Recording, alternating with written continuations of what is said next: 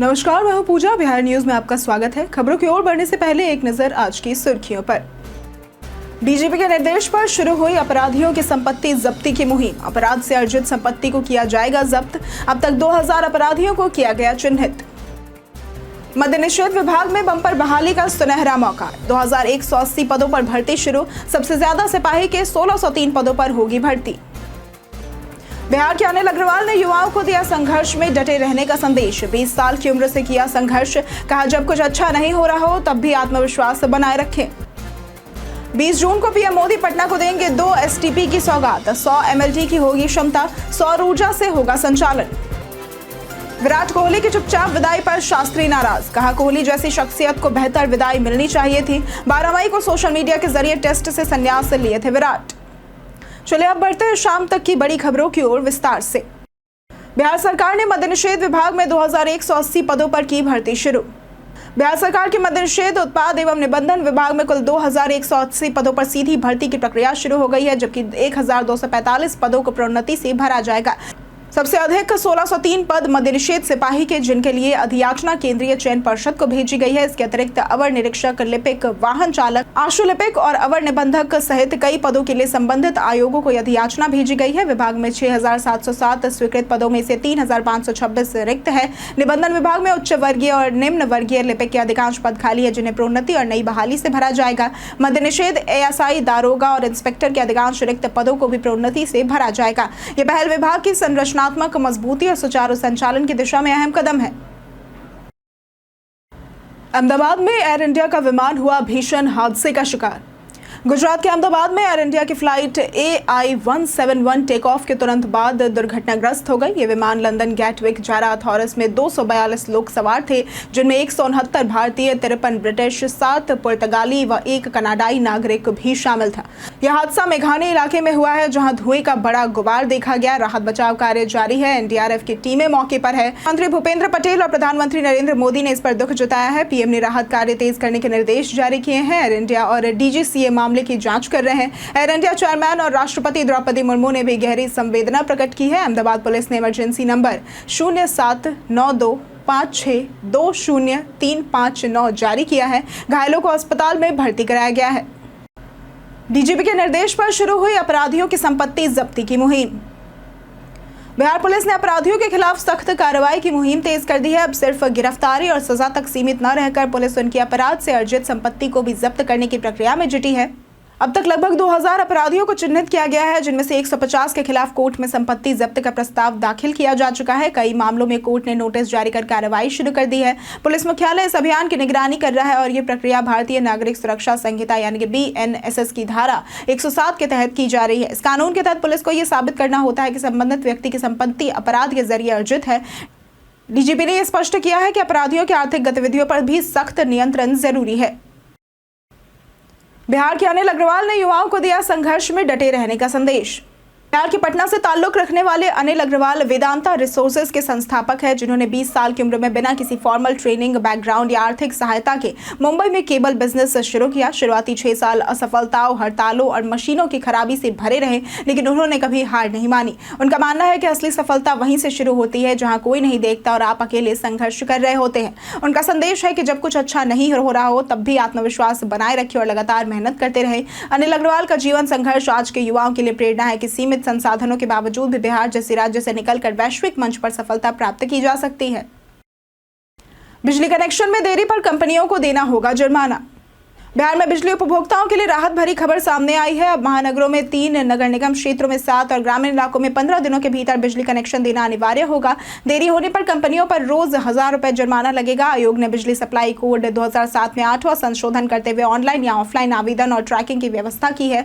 10 kilowatt तक के connection के लिए केवल पहचान पत्र पर्याप्त होगा, यदि उसमें पता मौजूद है। वहीं पटना मेट्रो के परिचालन की तैयारी भी अंतिम चरण में है। सरकार 15 अगस्त तक सेवा शुरू करना चाहती है। बिजली दरों को लेकर मेट्रो रेल कॉर्पोरेशन ने याचिका दायर की है, जिसमें मेट्रो को रेलवे से अलग मानने की मांग की गई थी। बता दें कि आयोग ने इस पर 26 जून तक सुझाव मांगे हैं और 30 जून को इस पर सुनवाई होगी। शिक्षा विभाग का आदेश 15 जून तक पूरा हो विद्यालय आवंटन।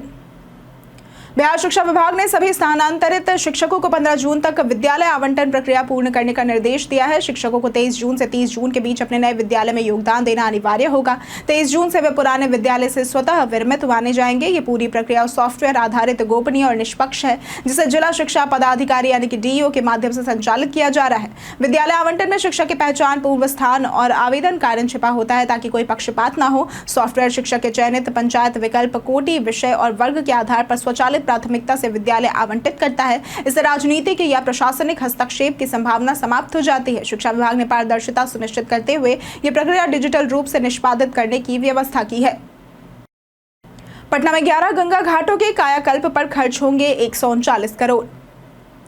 पटना सिटी में 139 करोड़ रुपए की लागत से गंगा किनारे 11 घाटों का जीर्णोद्धार और निर्माण कार्य जारी है। अब तक 8 घाटों का निर्माण पूरा हो चुका है, जबकि 3 घाटों का कार्य अंतिम चरण में है। ये परियोजना श्रद्धालुओं की सुविधा, सुरक्षा और धार्मिक आस्था को बढ़ावा देने के साथ साथ पर्यटन और स्थानीय अर्थव्यवस्था को भी सशक्त बनाएगी।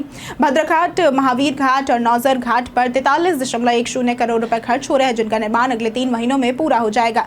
परियोजना का कार्य बिहार अर्बन डेवलपमेंट कंपनी और नमामि गंगे के तहत हो रहा है। इन घाटों को आधुनिक संरचना, रोशनी और स्वच्छता सुविधाओं से सुसज्जित किया जा रहा है, जिससे छठ जैसे पर्वों में भीड़ को बेहतर अनुभव मिलेगा और रोजगार के अवसर भी बढ़ेंगे। बिहार में फर्जी IMEI नंबर से ठगे गए 20,000 लोग। बिहार में साइबर ठगी का नया तरीका सामने आया है, जिसमें मोबाइल फोन का यूनिक IMEI नंबर बदलकर लोगों को ठगा जा रहा है। अब तक 20,435 उपभोक्ता इस ठगी के शिकार बन चुके हैं। दूरसंचार विभाग की जांच में सामने आया है कि राज्य में 5.57 लाख और देश भर में करीब 1 करोड़ मोबाइल फर्जी IMEI नंबर पर चल रहे हैं। साइबर ठग मोबाइल क्लोनिंग तकनीक से चोरी हुए मोबाइल का यूनिक नंबर बदल देते हैं, जिससे ट्रैकिंग मुश्किल हो जाती है। बाद में ऐसे फर्जी मोबाइल में नया सिम डालकर लोगों को कॉल कर ठगते हैं। नया मोबाइल खरीदने से पहले IMEI नंबर जरूर जांचें और चोरी होने पर इसकी सूचना संचार साथी ऐप पर दे। पुराना मोबाइल लेते समय यूनिक नंबर मिलाना जरूरी है ताकि ठगी से बचा जा सके।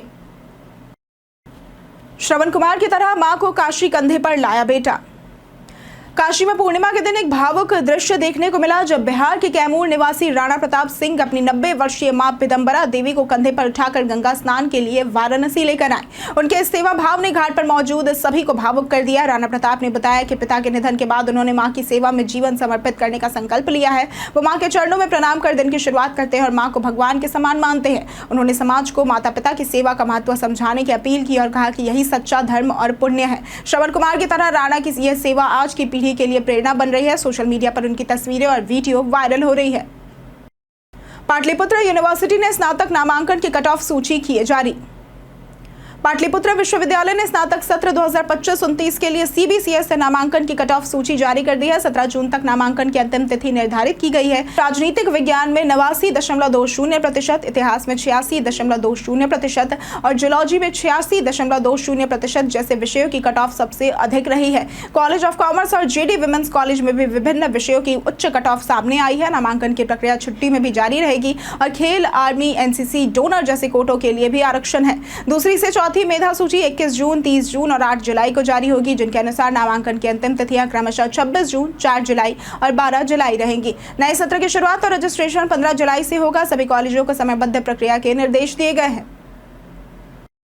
3 जेलों में बंद 116 कैदी सीख रहे कंप्यूटर। बिहार सरकार ने राज्य के जेलों में बंद कैदियों को मुख्य धारा में लाने और उनके पुनर्वास के उद्देश्य से कंप्यूटर प्रशिक्षण कार्यक्रम शुरू किया है। पायलट प्रोजेक्ट के तहत पटना के बेऊर, मुजफ्फरपुर और बक्सर की जेलों के 116 बंदियों को प्रशिक्षण दिया जा रहा है। गृह विभाग के अपर मुख्य सचिव अरविंद चौधरी ने बेऊर जेल से इसकी शुरुआत की है। इस पहल से न केवल बंदियों का कौशल विकास होगा, बल्कि अपराध की पुनरावृत्ति में भी कमी आएगी। जेलों में पहले से प्रशिक्षित बंदियों को ट्रेनर के रूप में उपयोग किया जा रहा है। आगे चलकर सभी जेलों में 1100 बंदियों को 8 अलग अलग व्यावसायिक क्षेत्रों में प्रशिक्षित किया जाएगा। इसके लिए बिहार कौशल विकास मिशन और नाइलाइट के सहयोग से कंप्यूटर लैब स्थापित की जाएंगी और रोजगार परक शिक्षा दी जाएगी। पटना में मिले 5 नए कोरोना के मरीज। पटना में हाल के दिनों में कोरोना संक्रमण के मामले फिर से बढ़ने लगे हैं। बुधवार को ही 5 नए संक्रमित मिले, जिससे कुल मामलों की संख्या 67 हो गई है। इनमें से 30 मरीज स्वस्थ हो चुके हैं, जबकि 37 एक्टिव केस अभी भी इलाजरत है। स्वास्थ्य विभाग ने इसे स्थानीय संक्रमण की स्थिति माना है, जो चिंता का विषय है। हाल के मरीज कंकड़बाग, किदवईपुरी, राजा बाजार, पटना सिटी और NMCH से है। सभी संक्रमित फिलहाल होम आइसोलेशन में है और कोई गंभीर स्थिति में नहीं है। विभाग ने मास्क, सैनिटाइजर, सोशल डिस्टेंसिंग और बूस्टर डोज को फिर से अपनाने की अपील की है। हल्के लक्षण पर तुरंत जांच कराने और भीड़ से बचने की सलाह दी गई है, ताकि संक्रमण को फैलने से रोका जा सके। 20 जून को पीएम मोदी पटना को देंगे 2 एसटीपी की सौगात। राजधानी पटना में गंगा को स्वच्छ बनाने के लिए एक बड़ा कदम उठाते हुए प्रधानमंत्री नरेंद्र मोदी 20 जून को दीघा और कंकड़बाग स्थित अत्याधुनिक सीवेज ट्रीटमेंट प्लांट्स यानी कि एसटीपी का उद्घाटन करेंगे। दीघा एसटीपी राज्य का सबसे बड़ा प्लांट है जिसकी क्षमता 100 MLD है और ये पूरी तरह से सौर ऊर्जा से संचालित होगा। इससे दीघा से गोलघर तक के इलाकों का गंदा पानी शुद्ध किया जाएगा। कंकड़बाग एसटीपी स्थानीय जल निकासी और स्वच्छता सुधार में मदद करेगा। इसके साथ ही मोकामा, फतुहा, बख्तियारपुर और बेगूसराय के एसटीपी का भी लोकार्पण होगा। 300 किलोमीटर की नेटवर्किंग से गंदे पानी का एकत्रीकरण संभव होगा जिससे गंगा में प्रदूषित जल का बहाव रुकेगा। इस परियोजना से गंगा की गुणवत्ता में उल्लेखनीय सुधार और जन स्वास्थ्य पर सकारात्मक प्रभाव की उम्मीद है। नेहा सिंह का बयान, बिहार चुनाव है जनता की समझदारी की असली परीक्षा। लोकप्रिय फोक सिंगर नेहा सिंह राठौर ने बिहार में आगामी विधानसभा चुनाव को जनता की समझदारी की परीक्षा बताया है। उन्होंने बेरोजगारी को राज्य की सबसे बड़ी समस्या करार देते हुए कहा कि इस बार का चुनाव इसी मुद्दे पर होना चाहिए।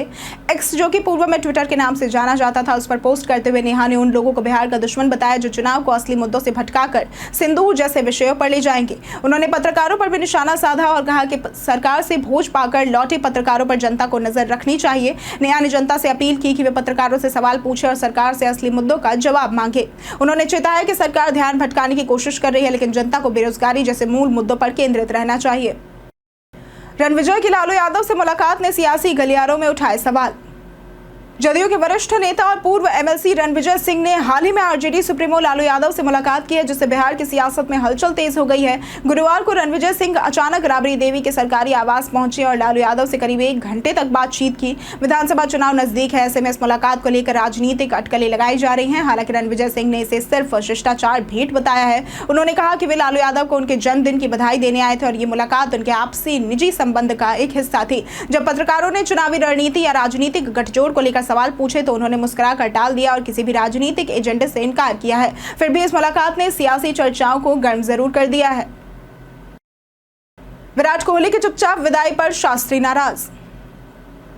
पूर्व भारतीय कोच रवि शास्त्री का मानना है कि विराट कोहली के टेस्ट संन्यास को और बेहतर तरीके से संभाला जा सकता था। उन्होंने कहा कि कोहली जैसी शख्सियत को बेहतर विदाई मिलनी चाहिए थी और उनके जाने से क्रिकेट जगत को बड़ा झटका लगा है। शास्त्री ने यह भी कहा कि अगर उनके हाथ में फैसला होता तो वे ऑस्ट्रेलिया दौरे की 1-3 हार के बाद विराट को दोबारा टेस्ट कप्तान बना देते। कोहली ने 12 मई 2025 को सोशल मीडिया के जरिए टेस्ट से संन्यास लिया था। उन्होंने 123 टेस्ट में 30 शतकों की मदद से 9,230 रन बनाए हैं। अब कोहली और रोहित के संन्यास के बाद शुभमन गिल को नया कप्तान नियुक्त किया गया है। भारत 20 जून से इंग्लैंड के खिलाफ टेस्ट सीरीज खेलेगा, जिसमें गिल, पंत, राहुल जैसे युवा शामिल होंगे। बीते दिन हमारे द्वारा पूछे गए सवाल का जवाब आप लोगों में से बहुत लोगों ने हमारे कमेंट सेक्शन में लिख कर दिया है। जिन्होंने हमारे द्वारा पूछे गए सवाल का जवाब दिया है उनके नाम है अमरजीत यादव, आलोक प्रियदर्शी, माइकल, संजीव कुमार, रोशन यादव, शोमिका कुमारी, अनवर करीम खान, नौशाद रजा, परवेज आलम, रोशन यादव, राजकिशोर महतो, शशिराम, अर्जुन राम, मिंटू ठाकुर और सुमन कुमारी। इसी के साथ बढ़ते हैं आज के सवाल की ओर। आज का सवाल है, आपके हिसाब से इस बार के चुनाव का सबसे बड़ा मुद्दा क्या होना चाहिए? आप अपना जवाब हमें हमारे कमेंट सेक्शन में लिखकर जरूर बताएं। आज के लिए सिर्फ इतना ही। बिहार की तमाम खबरों के साथ बने रहने के लिए देखते रहें बिहारी न्यूज़। और साथ ही अगर आप यूट्यूब चैनल पर देख रहे हैं तो चैनल को सब्सक्राइब करें और अगर आप फेसबुक पेज पर देख रहे हैं तो लाइक और फॉलो जरूर करें।